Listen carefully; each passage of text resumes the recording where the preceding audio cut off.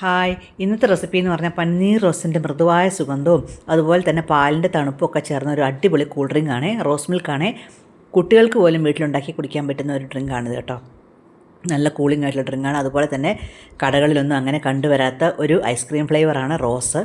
ഇതും നമുക്ക് വളരെ എളുപ്പത്തിൽ തന്നെ വീട്ടിലുണ്ടാക്കാം. റോസ് ഐസ്ക്രീം എല്ലാവർക്കും ഇഷ്ടപ്പെടുന്നൊരു ഡെസേർട്ട് തന്നെയാണ് കേട്ടോ. അപ്പോൾ ആദ്യം നമുക്ക് കൂൾ ഡ്രിങ്ക്സ് ഉണ്ടാക്കാം. Rose milk. അപ്പോൾ അതിന് വേണ്ടിയിട്ട് ഒരു ഗ്ലാസ്സിൽ ഒരു ടീസ്പൂൺ ചിയാ സീഡ് എടുത്തിട്ട് കുറച്ച് വെള്ളത്തിലിട്ട് മാറ്റി വെക്കുന്നുണ്ട്. ചിയാ സീഡൊക്കെ ഓപ്ഷണലാണ് കേട്ടോ. ഞാൻ പിന്നെ ഒന്ന് നല്ല കൂളിംഗ് എഫക്റ്റ് കിട്ടിക്കോട്ടെ എന്ന് വിചാരിച്ചിട്ടാണ് ഞാനിതിട്ടിട്ട് വെള്ളത്തിൽ കുതിർക്കാൻ വെച്ച് മാറ്റി വെക്കുന്നുണ്ട്. ഒരു 10-15 മിനിറ്റിനുള്ളിൽ തന്നെ ഈ ചിയാ സീഡ്സൊക്കെ വെള്ളം എല്ലാം കുടിച്ച് വീർത്ത് നല്ല ജെല്ലി പോലെയാവും.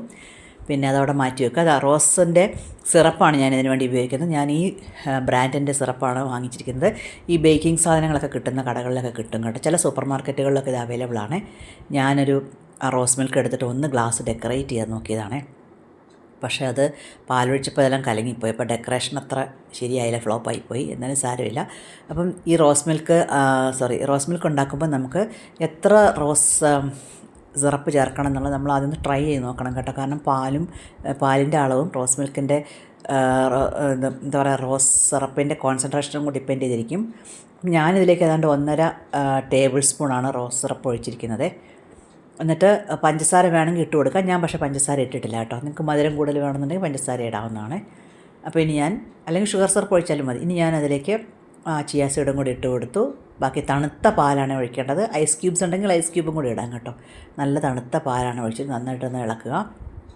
റോസ് മിൽക്കിൻ്റെ മുകളിലേക്ക് എല്ലാ ചിയാ സീഡ്സും വന്നിട്ടുണ്ട്. ഇനി ഒന്ന് ഡെക്കറേറ്റ് ചെയ്യാനും ഒന്നും കൂടെ കൂളിംഗ് എഫക്റ്റ് കൂട്ടാനും വേണ്ടി ഞാൻ കുറച്ച് വാട്ടർമെലണും അതുപോലെ തന്നെ നമ്മുടെ ഡ്രാഗൺ ഫ്രൂട്ടും ചെറുതായിട്ട് കട്ട് ചെയ്തിട്ട് കൊടുത്തു. ഇനി അതിനെ ഒന്നും കൂടെ ഒന്ന് സുന്ദരിയാക്കാമെന്ന് വിചാരിച്ചിട്ട് ഒരു പീസ് എടുത്തിട്ട് അതിൽ വെച്ചു. ഡ്രാഗൺ ഫ്രൂട്ടിൻ്റെ ഒരു പീസാണിത് വെച്ചത് കേട്ടോ.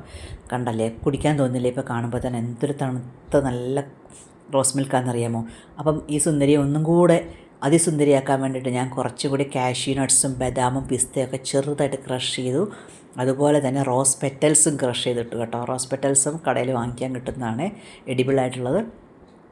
നമ്മുടെ റോസ് മിൽക്ക് റെഡി ആയിട്ടുണ്ട്. അപ്പോൾ എല്ലാവരും ഉണ്ടാക്കി നോക്കണേ. ഇനി നമുക്ക് ഐസ്ക്രീം ഉണ്ടാക്കാനായിട്ട് പോവാം. ഇതും വളരെ പെട്ടെന്ന് ഉണ്ടാക്കാൻ പറ്റുന്നൊരു ഐസ്ക്രീമാണ്. ഞാൻ സ്റ്റാൻഡേർഡ് മെഷറിംഗ് കപ്പിൻ്റെ ഒരു കപ്പാണ് ഇത് എടുത്തിരിക്കുന്നത്. ഞാൻ 2ആയിട്ട് ഒഴിച്ചെങ്കിലും ആകെ 1 കപ്പ് പാലാണ് ഒഴിച്ചിരിക്കുന്നത് കേട്ടോ. ഇനി ഈ പാലിലേക്ക് ഞാൻ ഒരു 2 ടേബിൾ സ്പൂൺ കോൺഫ്ലോറാണ് ഇട്ട് കൊടുത്തിരിക്കുന്നത്. 2 ടേബിൾ സ്പൂൺ തന്നെ വേണം കേട്ടോ, അത് നല്ല തിക്കായിട്ട് വരാനായിട്ട്. പിന്നെ അതിലേക്ക് ഒരു 1/2 കപ്പ് വേണമെങ്കിൽ പഞ്ചസാര ഇടാം. അത് പഞ്ചസാര ഇടുന്നത് മിസ്സായിപ്പോയതാട്ടോ വീഡിയോയിൽ.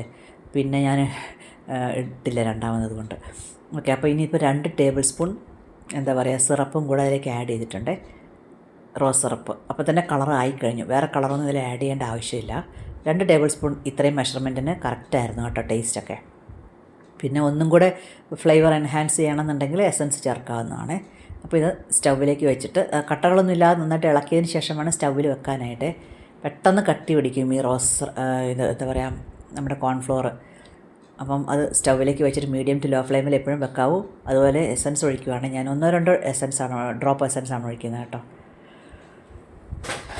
അപ്പം അത് ഒഴിച്ച് കഴിഞ്ഞു. ഇനി നന്നായിട്ടൊന്ന് ഇളക്കി കട്ടയൊന്നുമില്ലാതെ കട്ടകൾ മാറി നല്ല തിക്കായിട്ട് വരുന്നുണ്ടല്ലോ, അത് മതിയാവും. ഇനി അത് സ്റ്റൗ ഓഫ് ചെയ്തിട്ടൊന്ന് തണുക്കാൻ വെക്കണേ. നന്നായിട്ട് തണുത്തതിന് ശേഷം ഒരു ബൗളിലേക്ക് മാറ്റിയിട്ട് ഫ്രിഡ്ജിൽ 1 മണിക്കൂർ വെക്കുക. അതെല്ലാം പെട്ടെന്ന് റെഡി ആവണമെന്നുണ്ടെങ്കിൽ ഫ്രീസറിൽ വെച്ചാലും മതി കേട്ടോ. ഞാനിത് ഫ്രിഡ്ജിൽ 1 മണിക്കൂർ വെച്ചിട്ടുണ്ട്. അത് കഴിഞ്ഞിട്ട് നമുക്കിനി റോസ് ഐസ്ക്രീം ഉണ്ടാക്കാനായിട്ട് തുടങ്ങാം.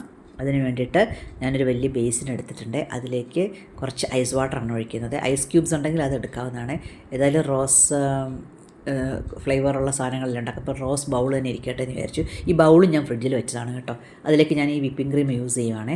വിപ്പിംഗ് ക്രീമിൻ്റെ ബ്രാൻഡ് കണ്ടല്ലോ, ഗോൾഡാണ് ഞാൻ യൂസ് ചെയ്യുന്നത്. ചൂട് കാരണം പുറത്തെടുത്ത് വെച്ചപ്പോഴേ നല്ല ലൂസായി കിട്ടിയിട്ടുണ്ട്. അപ്പം 1 കപ്പാണ് വിപ്പിംഗ് ക്രീം എടുത്തിരിക്കുന്നത് അതിലേക്ക് കേട്ടോ. എന്നിട്ടൊന്ന് ചെറുതായിട്ട് അടിക്കുന്നുണ്ട്, ഒന്ന് ഫ്ലഫി ആവുന്നത് വരെ മാത്രം. എന്നിട്ട് നമുക്ക് ആ ജെല്ലും കൂടെ ചേർത്താം. അതായത് നമ്മളിപ്പോൾ ഉണ്ടാക്കി വെച്ചില്ലേ, ഞാൻ കണ്ടോ ഇതിലൊന്നും ജെലാറ്റിനൊന്നും ചേർത്തിട്ടില്ല. എന്നിട്ട് പോലും നല്ല ജെല്ലി പോലെ വന്നിട്ടുണ്ടായിരുന്നു കേട്ടോ.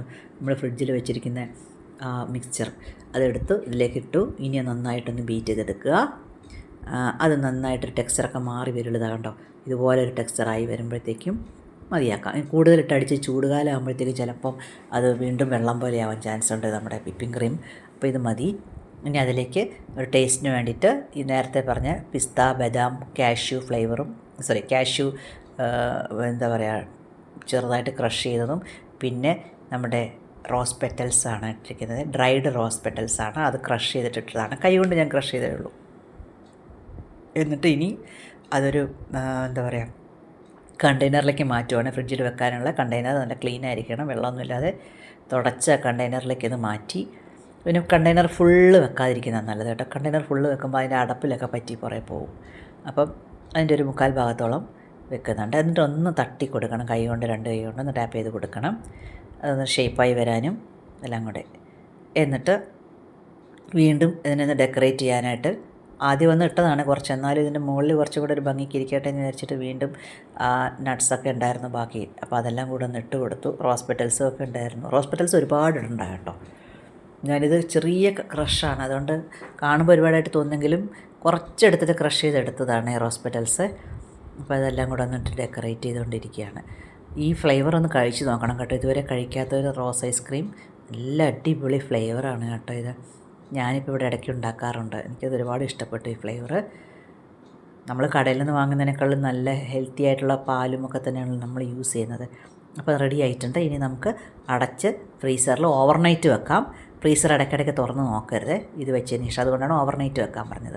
ഇതാ നമ്മുടെ ഐസ്ക്രീം റെഡി ആയിട്ടുണ്ട്. കണ്ടില്ലേ, കഴിക്കാൻ തോന്നുന്നില്ല എല്ലാവർക്കും. നല്ല ഫ്ലേവറാണ് കേട്ടോ, റോസിൻ്റെ ഫ്ലേവറാണ്. അപ്പം വീഡിയോ ഇഷ്ടമായെങ്കിൽ ലൈക്ക് ചെയ്യാനും സബ്സ്ക്രൈബ് ചെയ്യാനും അതുപോലെ കമൻറ്റ് ചെയ്യാനും മറക്കല്ലേ. നിങ്ങളിത് ഉണ്ടാക്കിയിട്ടുണ്ടെങ്കിൽ അതും കൂടെ ഒന്ന് പറയണം കേട്ടോ. റോസ് ഐസ്ക്രീമും റോസ് മിൽക്ക് എല്ലാവരും ഉണ്ടാക്കുന്നതായിരിക്കും, എന്നാൽ റോസ് ഐസ്ക്രീം ഉണ്ടാക്കിയിട്ടുണ്ടെങ്കിൽ കമൻറ്റ് ചെയ്യണേ. Okay, have A good day. Thank you.